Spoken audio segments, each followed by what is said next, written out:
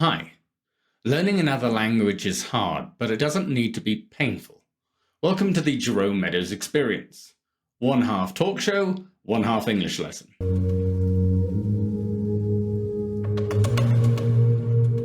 Today, I'd like to introduce Carl from StreetWiseEnglish as we talk about doomscrolling. Today, we're going to be talking about the news and in particular doomscrolling. So, have you heard of this term before, Carl? Doomscrolling. Actually, I believe you taught me the term. I know it as wasting time scrolling through social media. That's what I know it as, but I guess there's a term called doom scrolling. Yeah, doomscrolling is the sort of the dark cousin of wasting time on social media. So I think it's a relatively new word that was probably coined in the last 5 years. Can you explain what doom is, first of all? Doom. Doom, I have a feeling of darkness and hopelessness and doom, and we say doom and gloom. It's just like a dreary, hopeless feeling. I don't know how to explain it. How do you describe doom? Utter pessimism. The future that like a future where nothing can go right. I would think would be doom. Like I always think of doom as you're on an airplane and both of the engines are on fire and the airplane is full of snakes and the pilots are dead. So that would be doom. There was a video game called Doom. Do you remember that? I don't. Okay, it was a very popular video game on the early PC, which was about a soldier that got trapped on planet Mars, and he had to fight against the hordes of hell. So yeah, one man against the armies of hell. It was a very appropriate name, I think. Anyway, so our second word is scrolling. What does it mean to scroll? A scroll. I think of the original, like the papyrus scrolls in Egypt, like when you have Oh yeah. the scriptures or writings written on a long piece of paper, and they'd roll it up into a scroll. And so the scroll was, I can't see if like this. It was around a spool, and that was a scroll. And so then nowadays, though, with the social media, it's just going through the moments or the updates of your friends on social media and scrolling with your thumb like this. Just swiping up and down, going through different posts. Yeah. Mm-hmm. How do you get your news nowadays, Carl? How do I get my news? Well, I don't use Twitter that much. I don't use television that much. I guess just maybe YouTube and different apps, or I don't know. What about you? What do you watch, Jerome? Well, I don't go anywhere near TV or radio. I probably YouTube because I think the quality is the best. It's just my generation. I'm in my 30s, so I grew up with YouTube. I'm too old for TikTok, and I don't really understand Instagram. And they're all generally saturated with adverts as well. So I think YouTube, you can really find anything you're looking for. But you can fall into a sort of a confirmation bias or a echo chamber. Have you ever heard of this? An echo chamber? Yeah. It's an echo chamber. The way I understand that is the algorithm of YouTube will kind of analyze what you like or your opinions on a certain subject, and then it will feed you back more of what you already believe, right? So Yeah. a lot of times an example of that is if you have people that belong to political parties and they believe the other party is terrible, so you'll have criticisms of one politician. The echo chamber will feed you more of those criticisms, and you will not see both sides of the story. It's very one-sided, and it confirms your biases against that person or that subject, right? Why is the algorithm designed like that? Why not give a sort of even distribution of ideas? Is there a reason for that, do you think? Or It's a grand conspiracy. No, I think because people in general believe that they are right. No one likes to think of themselves as being incorrect or thinking erroneously, right?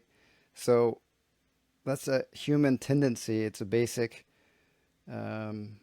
fault of human beings. Maybe if we were AI and we were the computer, we'd look at both sides and balance things with logic.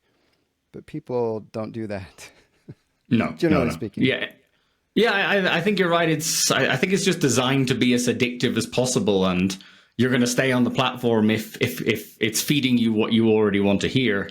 So that's going to just keep you engaged, keep you consuming ads Yeah, I as guess long as that's what it all possible. comes down. It all comes At down the to end of the the advertisement and the watch time, right? yeah, that bottom line is watch ads, make us money, essentially. Yeah. Yeah. I heard somewhere that this is related to doom scrolling, but they said how to know if you're addicted to your mobile phone. And that was if the first thing that you do in the morning is you look at your phone, then you have a problem.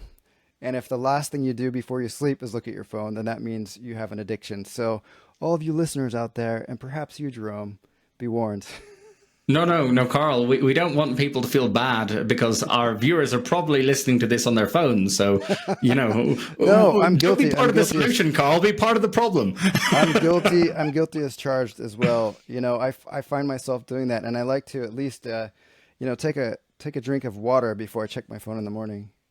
Oh, that's healthy. Yeah, yeah, yeah. Now, I remember there was this motivational speaker called Simon Sinek. He does a lot of these TED Talks, and he was saying that he said if you look at your phone before you say hello or good morning to your girlfriend or wife or spouse or whatever, then you have a problem. But that only makes sense if you both wake up at the same time, because I wake up at like 5. I'm an early bird, so if I said good morning to my wife in the morning, she'd kill me.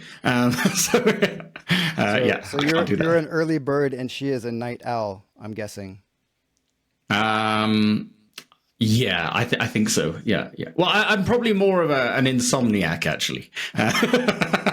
because Yeah. because you check your phone too much before you go to sleep, and that blue light affects your retinas and stimulates your mind, and then you can't fall asleep.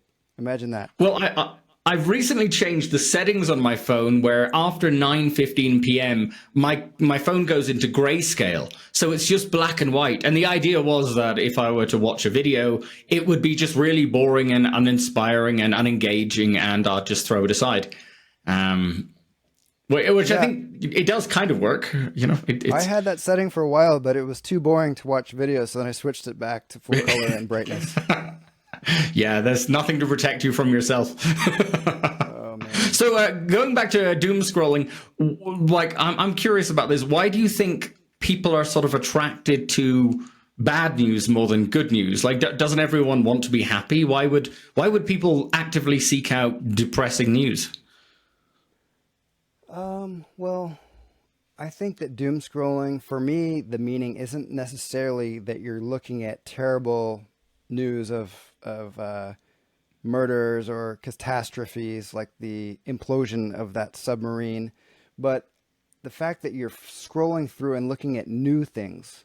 So I think we all like to look at new things and maybe interesting things, colorful, bright, whether it may be sexy. Like there's all kinds of things that you can look at that are new.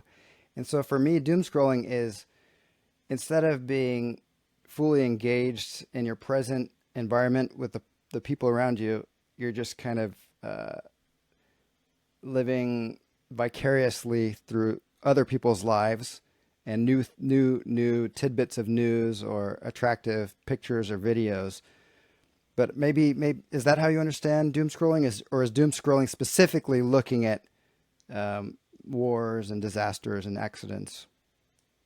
I always thought of doom scrolling as the sort of endlessly cycling through bad news. And I think that fear, oh, the economy is going to collapse, the decentralization of the dollar is going to affect us all.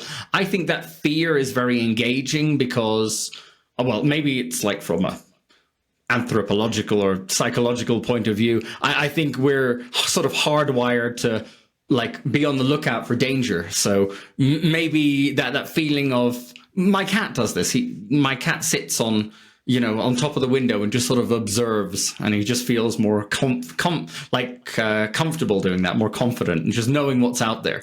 So maybe humans aren't that different. We just like to know what's going on and what's out there so we can protect ourselves.